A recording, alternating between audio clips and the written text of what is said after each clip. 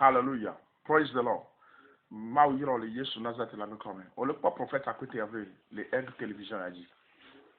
Mon programme de sur le 24, dans le 25, il dit maman bakodo.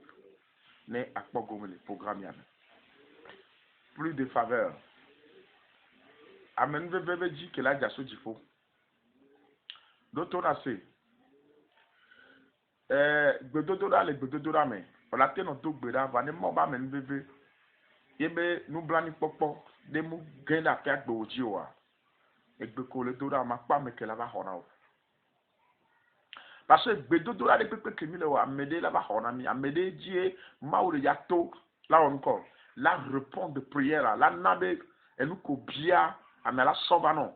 Alors amela jino, alors amela plo, la be fion tepea. Nemi so Bible mi akpo be na only Joseph soto gapame. Joseph, au souhaité soto gapame. Les Genèse 39, verset 20 à 22. Marlin, verset 22 à 21 non. L'Éternel fut avec Joseph, et il étendit sur lui sa bonté, et il le mit en faveur aux yeux des chefs du prison. Joseph elle dit là tout le gapa mais les deux beda be maune de tout le pied ye mnyam ke wo ko gbe ba ti gapa no voa mau be faveur de vegi to gbe dodo ra wa me Bible be mau so ke so dado e ga hoji polo be faveur te nenya le ke ma de go me na o se dado e ga hoji polo ame ko ni chef prisonnier wa onya no i gapa me ame do le funu don ko a o pa na cheda meji Nene mamewa wa ojie Joseph vato ye beto le gapame nous kanti o faveur que ne va Joseph dit le gbedo do mai oui le ja do gbede da gbakudo miaba misisi ke mi dan ko di huile de faveur ami abe don na ni mate gbe no le moyaji o mi amedo mi expérimenter mi nyanu ke beni e yo na do e tunaka e huna gavato e nana me sananu e ona me dona relation ganga me no les uns. Mon état zami à la sorte double là bakudo amu. Sur le 24, sur le 25, 26 juillet, 17h, l'école des cadres de ce quoi de Bodome, les avenues, yom les 90, 10, 65, 81. Alors 97, 17, 02, 01. Na Huamiwa.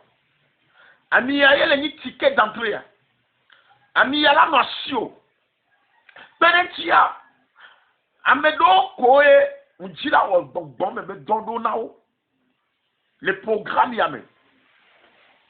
Ma dogo kuo. Le ave kuyame.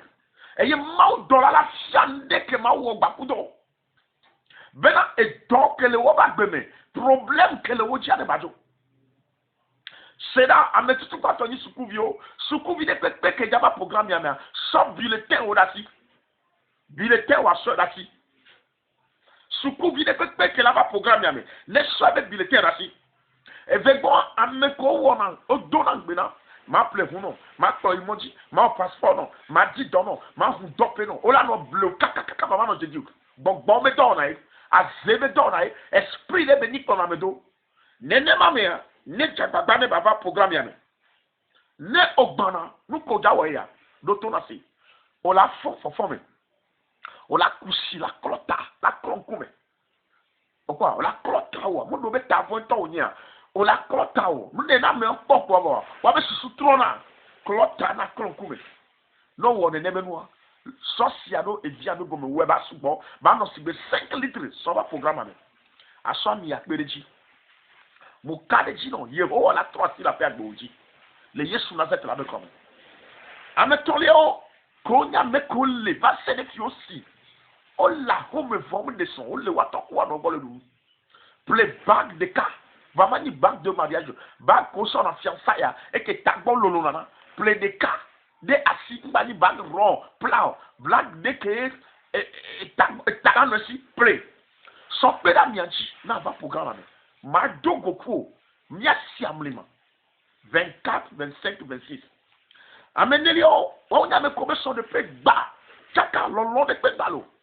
Dit miel, anisia de la Bible, et anisi mu dona kofi obe ton di non omu sana na me de pepe be du na kwa empo na de di gbero doto na si e so la pa de di jonta so anisi adasi pede ami akoja ba hoati no programme ya me nous tinya la tro la potion de père amatorio ko la comme le programme ya me ameyo kata gbogbo vo chaka obe susu le jarawa ngloben ko tango toto na ono nanya esprit opona mpona o wabe susu me chaka mo hia le programme ya me jagbagba na yi aputa ne appelé apu besi lita mato savanam ma wo dole non evioa adahwa kobe ade ya de begbele ko so dade ba gbedia ni la dejo le yesu me come apu adam to na puta kwanti ba yi no e la tiagoe ne ne bero la no le ba gbeme wa ame bubu de ke na programme ya be ye be ko na yesu le déconner la home non yo nous sur les pommes rouges de Kadhafi, sopper l'huile de faveur antique. Ava programme ami. Mon déjà dogo quoi mais si ame top eton ele. Et doya maou dolak bona bena mawo. Léotri amandreliame 7e mois. Otri amandrelia que ni juillet 24 25 26 ça. Même temps date wa po. Mi wo recherche les bon bon. Yeni son qui a ange son qui a na. Nke wa le favorable. Ben maté ou délivrance me doyo. Ma ou basine no dio. Tangbaraté ou. Ame bubudo kore. O le jila ho visa la imoji walo do difficulté. Sans passeport voilà si. Bede huile de faveur antique. Ma dog beda ma siamima. Conçu là non pas passeport ou amea. Omo imoji polo. Voilà quoi si bebo imoji nene. Quoi amblimaye. Anjo la o don le film. Sans passeport là-bas. Sans passeport là qui s'en Somi a pénéti, à quoi nous qui gagnons la paix à Boumé. A me boude que dans le programme, il y a un visage à son. Voilà le vent venu hier. Et nous que John a modio yina. A nous voté que t'as payé à 20 ans. A boba mou plein à cavi de carnaval, j'en ai dit. Mbavon. Et du que mon dia, soyez me passe et nous quoi. Drapeau. Des assis. Drapeau, bico sa moto sa va. Dit de Kadhafi. Bon, on s'en va. Et au Kenya, au visage, mon y a drapeau, on est qu'à sa personne. Ma ou donner la paix à du coup il y avait drapeau amener que nos intentions de yaimoji ne le drapeau vient et du coup là yo Afrique du Sud yo Germany yo France yo Israël yo plein de drapeaux à la fin soma nya ou donner la paix à boum ngangombe huile de faveur on la yo la ouais les 90 10 65 81 alors 97 17 02 01 huile de faveur elle est disponible dans mes groupes. Ayez le ticket d'entrée qu'on a sur le parler là-bas. Toi, n'y a jamais au don pas. Mao bâti les dieux. Les Jésus Christ au Nazareth là-bas quand même. Amenez qu'on d'achakatu et nous les dit ça les l'amener. Va sénèque on paie les dents. Va programmer un coup d'amia. Ma dog belakou. On l'a dit d'assez c'est le capitaine Beladio. On le sait. Sans pénétia, m'da ou on donne non. On l'a dit en moto. On dit en moto. Voilà. On est fait un puissant lit. Puissant lit, on l'a dit en moto, ne au son de mangoto, si à ma pou à tu vas au poudre, ne sous bonne de choper les nuits antina somanon. Dans le pata maono, maouba si la badjou, ye on l'a dit d'assez, au sur la tola yadoumé, et nous créons dit ça les tango non, et tu me fous, mais oui, ma fille, au dos nous la menons, au sac de dos, dans ta tué, on le quoi, ça met au coup de traîner, et vraiment check comme, dont on a fait. Solution les ma aussi la niba dit à moins que on doit mettre que nyanoa la ten wona o e pe o la ka potono ha ha wa me ma obe yayira ma obe faveur ne localiser o ma obe faveur ne va dio bene e pe ya be o tri connect potoa o chade a dia se so na yehowa mo ngbe pe ane ba wonu ma popo sokudo amero college donti o la no programme ya me non le dit donc obé awo o yisuku ameke yisuku ala meneke et pla donné hein yebe le prêt mais yawo doa vokakem le pardon nebe do ji ati kebe kesumo non pas que kiliti o mi na moto ati le pepe ke mi na moto yebe ke awo sibe nu kele sumo menene soke ame dodome so pachana kuina soke Sok wa be kaka de kade.